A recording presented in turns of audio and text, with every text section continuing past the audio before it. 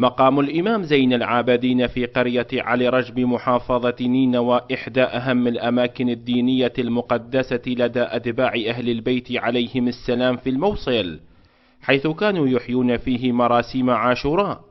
تهديم هذا المقام كان له وقع أشد حزنا في نفوس أهل الموصل من هدم منازلهم وتهجيرهم، لما لهم من علاقات دينية وروحية مع هذا المكان. هذا المكان المقدس تعرفون يعني هذا الدواعش ايش سوى به، كله في التفجير والدمار، وإن شاء الله هذا ما يهزنا. نحن شيعة علي نستمر على هذا المنهج. وكانت محافظة نينوى زاخرة بالمعالم الدينية وقبور الأنبياء ومقامات الأولياء والصالحين التي هدمتها عصابات داعش الإرهابية بالكامل، لا سيما المرتبطة بأهل البيت عليهم السلام، حيث هدموا فضلا عن مقام الإمام زين العابدين مقام الإمام علي بن موسى الرضا في قرية تيسخراب، ومقام الإمام العباس في قرية العباسية، ومقام السيدة زينب في سنجار، ومقام الإمام الحسين في خزنة تبة، ومقام الخضر في سنجار، ومقام الإمام علي بن أبي طالب في قرية منارة شبك،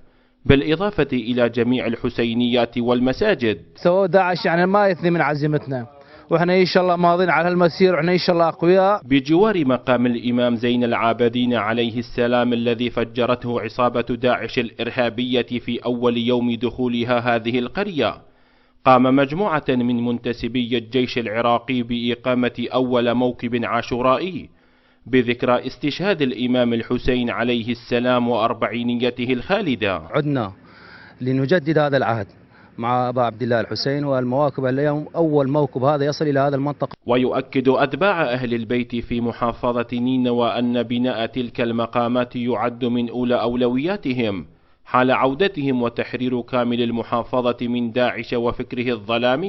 من مقام إمام زين العابدين في منطقة سهل نينوى، علي الشبكي، العالم.